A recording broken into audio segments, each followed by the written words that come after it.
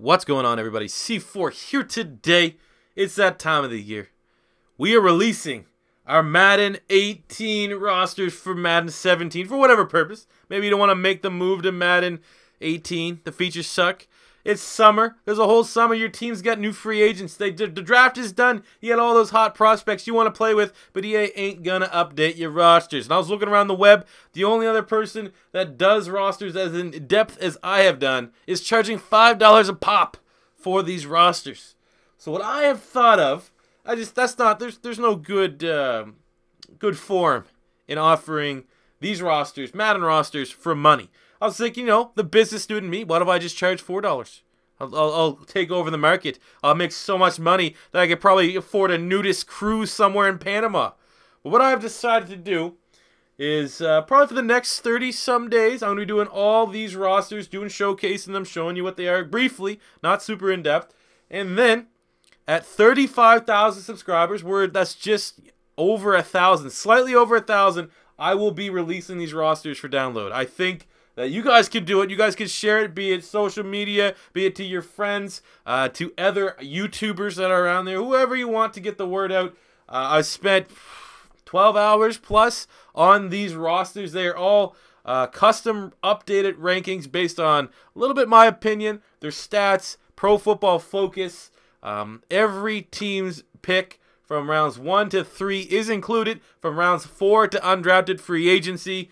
I kind of included the players that I felt deserved to be in this roster. So some teams have more. These are connected franchise mode rosters. So the height, weight, and sometimes in some cases the race aren't dead on. But as soon as you pop in to a connected franchise mode, you can error that stuff all up. Just because the offline player management tool is terrible in Madden. You can only custom create like 40 players. So the rest of the guys, you kind of have to tinker with existing players. And there are some limitations to what you can do. So we'll probably be at 34,000 roughly the week of this video initial release. So that means 1,000 subs. Right now, one video every other day is how I'm releasing it. The end of May is about when I'm going to be finished up with this series. So 1,000 subs by then. Spread the love. Get Madden 18 season started on the right foot here on Beast Mode TV. Why not? And these rosters will be free for all you guys. But you scratch my back, I'll scratch your back. I'm not going to be an asshole and charge you, but also help me grow, help me become where I believe we should be able to get to for Madden 18. That's 35,000 subscribers. So we're starting with the Philadelphia Eagles, top 5 players. BG 94, Fletcher Cox 92, Alshon 89, Jordan Hicks 89, and Lane Johnson with an 89. At the quarterback spot, we gave Carson Wentz a 79 overall. I didn't want to be biased by any means. Everyone knows I'm an Eagle fan, but the worst thing to do would be have biased ratings. Eagle fans, I'd be bumping up and juicing some Eagle players. I'd be crapping on the Cowboys, Giants, and Redskins. I try to be as impartial as humanly possible. Last year, Carson Wentz, 16 touchdowns, 14 picks, was the best skill position player, in my opinion, on the offensive side of the ball for this team. A couple interceptions due to the fact that, we had multiple games where he's throwing 35-plus times. It's only, just statistics that you're going to have some turnovers with that. But he does have the superstar development trait. Better believe that. And I'm fully expecting a big season in real life in 2017, 2018. But also, he's going to be a beast in Madden 18. Nick Foles is the backup. Beast Foles, 27-2, back in the Philadelphia Eagles uniform with a 72, and Matt McGloin with a 67.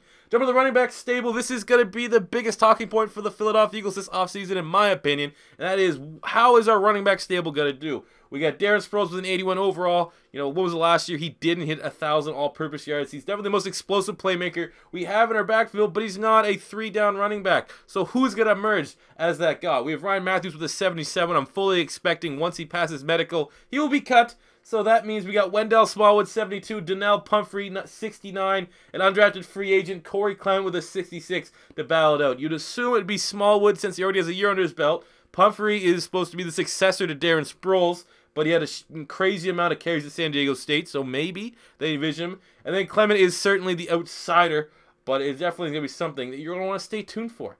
Jumping to the wide receiver spot, we give Alshon Jeffery an 89 overall.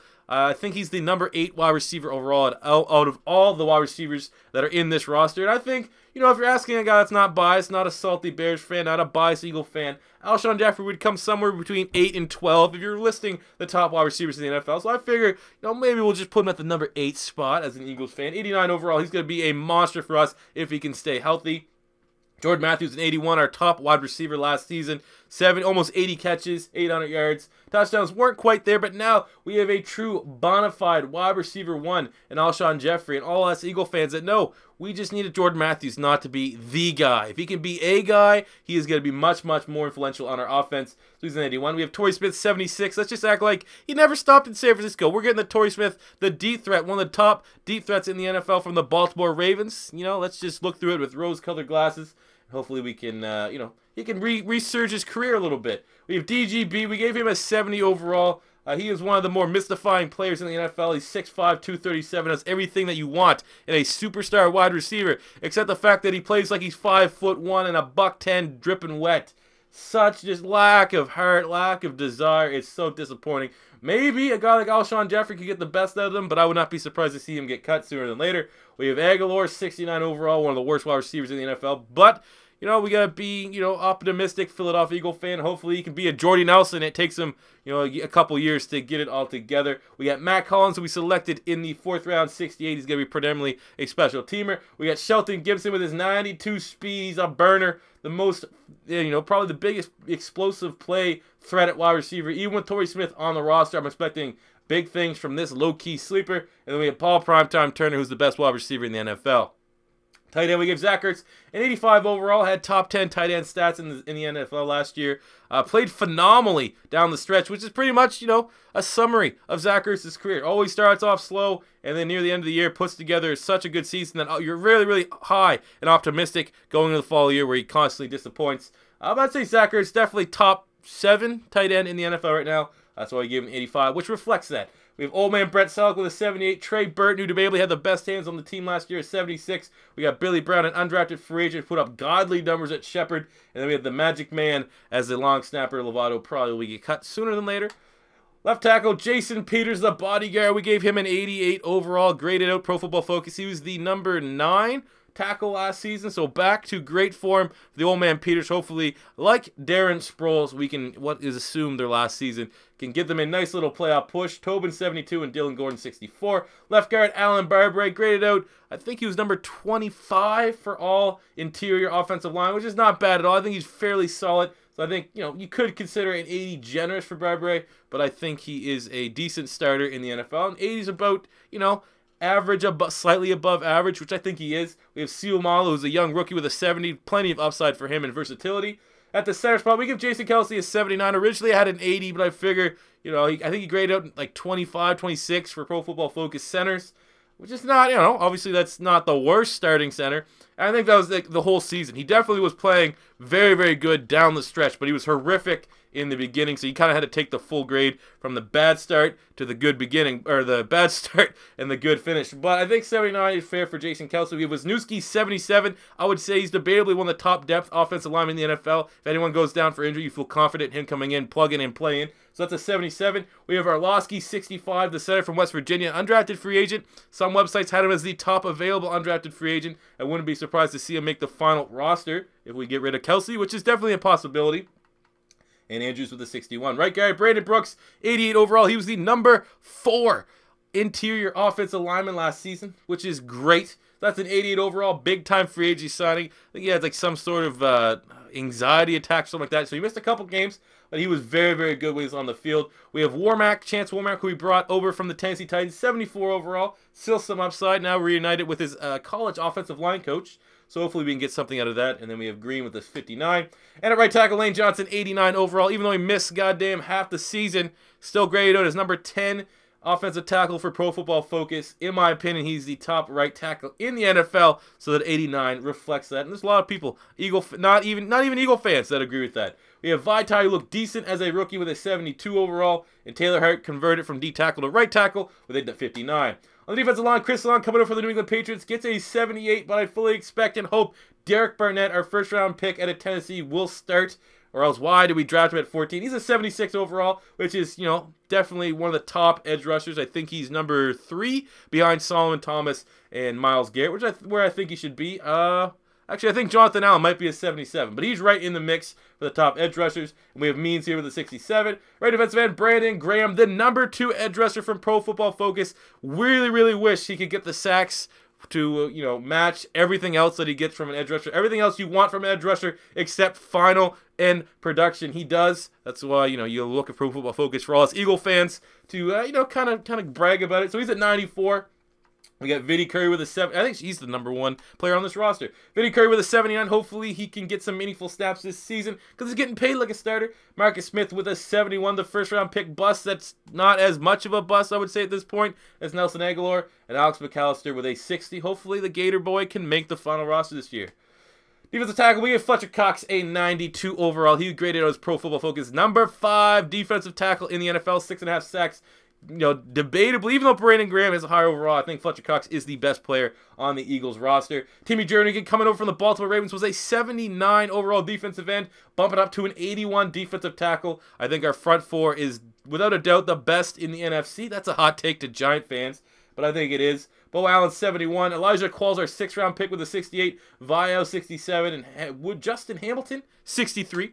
Left outside linebacker, we had Nodule Bradham, who graded out Pro Football Focus, number 11 linebacker in the NFL, 87 overall. He was a beast free agency signing. I made a video talking about it when we got him, that this guy was going to be a stud. I love what he looked like at Florida State. Even though he had the off the field, he was still a monster for us last season, so we rewarded him with an 87. And Najee Good, 66. Middle linebacker, Jordan Hicks with an 89 overall. Pro Football Focus rated him number 5.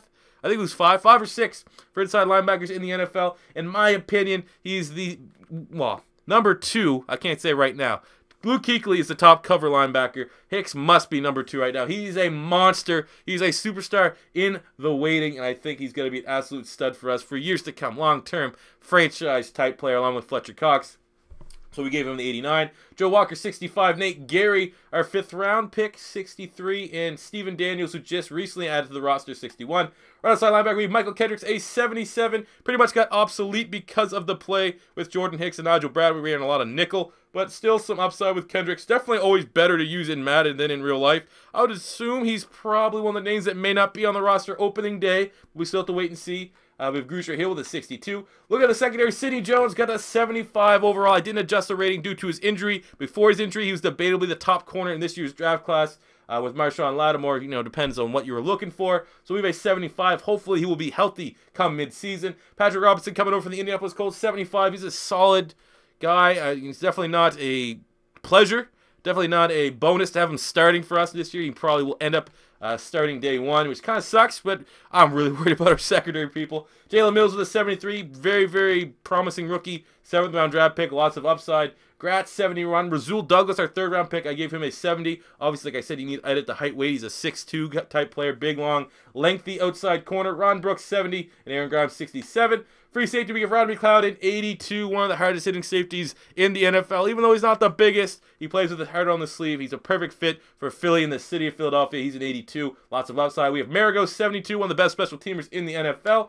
Strong safety, we give Malcolm Jenkins an 87. I know he necessarily didn't grade out well, depending on where you were looking at things, but he did a lot of the dirty work. Our corners were terrible. He pretty much did 2 jobs. He was our top corner and our top safety last season, and I'm not going to act like I didn't notice, so he's an 87. Watkins, 73. Brooks, 71.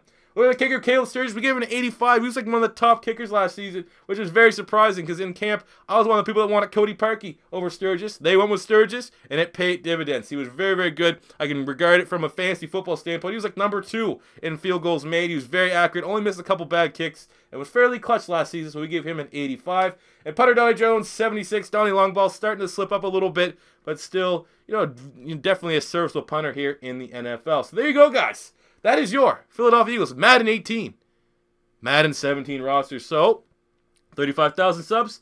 These will be released to you guys. So, get to sharing. I love all you. If this is your first time stopping by, don't be afraid to hit that subscribe button. Get these rosters out sooner and get exposed to C4, the C4 magic, the Papa C4.